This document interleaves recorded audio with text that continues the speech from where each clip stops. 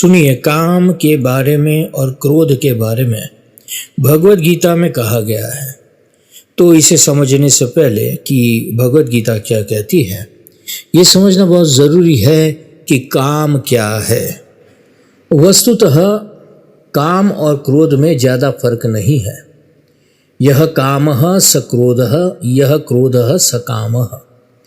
जब मन में कामना हो तो क्रोध बिल्कुल नाक पर आकर बैठ जाता है। ज़रा सा भी फर्क पड़े वो निकल पड़ता है। महाशनो महापापमा विद्येन मिह वैरिणम, विद्येन मिह वैरिणम। महाशन उसे कहते हैं जिसका भोजन अधिक हो। नीति शास्त्र का एक वचन है तो विनोद का, पर व्यवहार में ध्यान देने योग्य है। कुचैलिनम दंतमलोपधारिणम वैयाशिनम निष्ठुरभाषिणं च सूर्योदये चास्तमिते च शायिनं विमुञ्चति क्षीरपी चक्रपाणिं। ये नीति शास्त्र का श्लोक है। कहते हैं यदि विष्णु भगवान भी अधिक खाने लगे, गंदे कपड़े पहनने लगे, दांत साफ न करे, निष्ठुर वचन बोले, प्यार की बात न करे, सोए बहुत, तो औरों की तो क्या बात है, स्वयं लक्ष्मी जी उनको तलाक दे देगी। इस विनोद को असली अर्थ में नहीं, लाक्षणिक अर्थ में लेना चाहिए। लक्ष्मी जी भगवान विष्णु को कभी नहीं छोड़ेगी, वे तो संभाल लेती है। भगवान के कपड़े भी वही साफ करवा देती है और बोलना भी सिखा देती है। भगवान कठोर बोलते हैं तो लक्ष्मी जी मृदु बोलती है।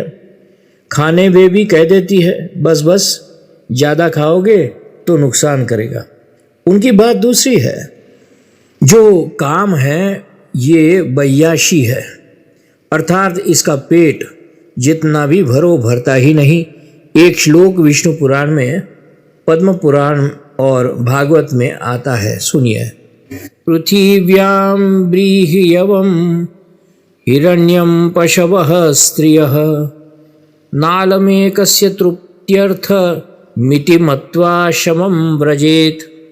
एक आदमी को संसार की सारी संपदा, सारी भोग दे दिया जाए तो भी उसका काम, उसके डिज़ायर्स तृप्त नहीं होते, ख़त्म नहीं होते।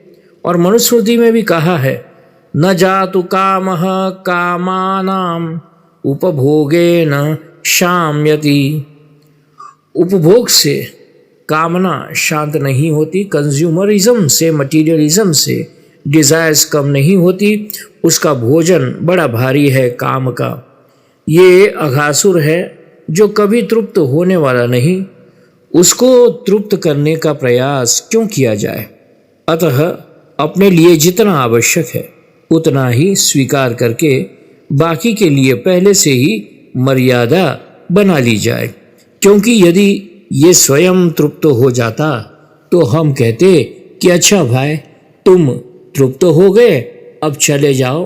परंतु जब ये स्वयं कभी मानेगा ही नहीं तो जितनी ज़रूरत है उतना काम लेकर उसे कह दिया जाए कि बस भाई, अब इसके आगे नहीं, कहीं तो सीमा होनी चाहिए, मर्यादा होनी चाहिए अपने डिज़ायर्स की।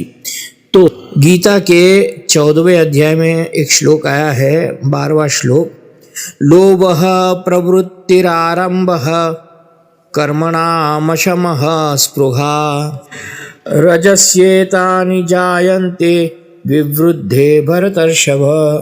जब जीवन में लोभ ज़्यादा हो और अपने सामर्थ्य से बाहर बड़े बड़े कर्मों का, कार्यों का आरंभ कर दिया जाए तो क्या होगा। यदि कहा जाए कि जो होना होगा सो हो जाएगा, तो वह जुआ हो जाएगा, जुआ, गैम्बलिंग जैसा हो जाएगा। अनप्रेडिक्टेबल टेरिटरी में चले जाएंगे आप। इसलिए पहले अपने सामर्थ्य का विचार करना है, विवेक करके ही कर्म प्रारंभ करना चाहिए।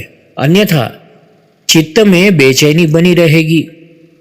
मस्तिष्क में तनाव बना रहेगा। हर समय ये रहे वो रहे, ये बने वो बने, ऐसी स्पृहा रहेगी। इसी स्पृहा से दो धाराएं निकलती है, एक काम की, दूसरी क्रोध की। काम एष क्रोध एष।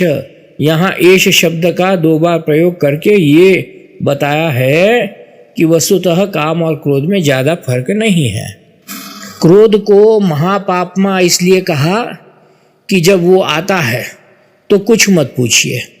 भगवान करे आपको कभी क्रोध न आए। जब आता है तो मनुष्य दांत पीसने लगता है, उसकी जीभ लड़खड़ा जाती है, गला सूखने लगता है, मुंह तमतमा उठता है, आंखें लाल लाल हो जाती है, भौहें तन जाती है। इस समय न तो गुरुजनों का ध्यान रहता है और न प्रियजनों का।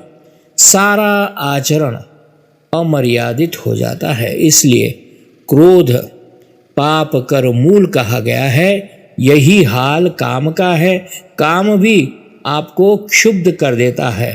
कामार्ता ही प्रकृति कृपणाः।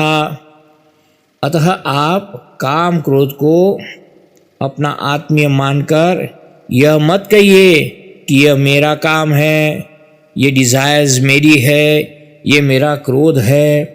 ये आपका आत्मीय नहीं, शत्रु है, जो आपके घर में आ गया है, प्रविष्ट हो गया है आपके घर में। ये बाहर ही बाहर सड़क पर से निकल जाए तो जाने दीजिए, परंतु जब आपके घर में घुसे तो सावधान हो जाइए। जय सिया राम, जय सद्गुरुदेव।